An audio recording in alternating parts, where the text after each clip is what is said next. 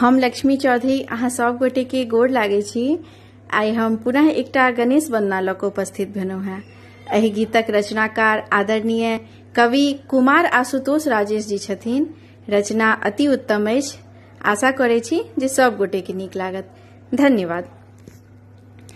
सब सखी स्वागत मिले का करियौन गणपति अयला अंगना हे। सब सखी स्वागत मिले का करियौन गणपति अयला अंगना हे।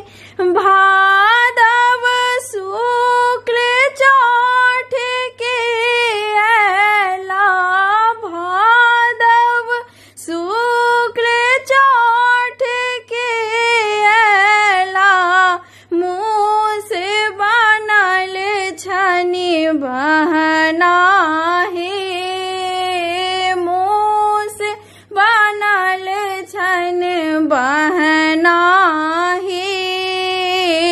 सब सखी स्वागत मिले का करियौन गणपति अयला अंगना हे।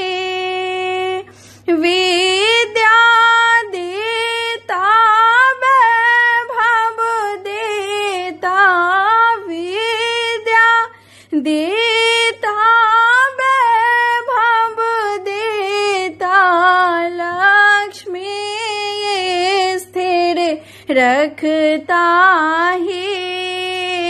लक्ष्मी स्थिर रखता है। मंगल मूर्ति मंगले करथ, विघ्न हरता छथि कहवत है।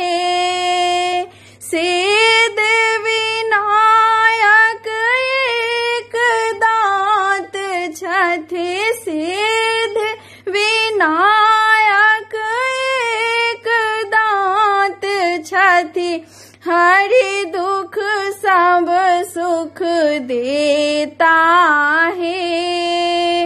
हरि दुख सब सुख देता है। सब सखी स्वागत मिले का करियौन गणपति अयला अंगना हे।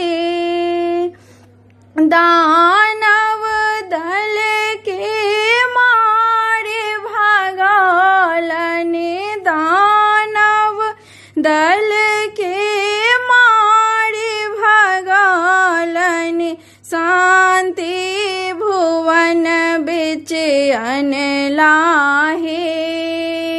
शांति भुवन बिच अनला हे। कोनो यज्ञ के सफल करैले, हिनके पूजन पहिने हे। कोनो यज्ञ के सफल करैले, हिनके पूजन पहिने हे। पायस मोदक लाडू प्रिय छन, पायस मोदक लाडू प्रिय छन, हिनका मन अति भावनी है। हिनका मन अति भावनी है। सब सखी स्वागत मिले का करियौन गणपति अयला अंगना हे। सब सखी स्वागत मिले का करियौन गणपति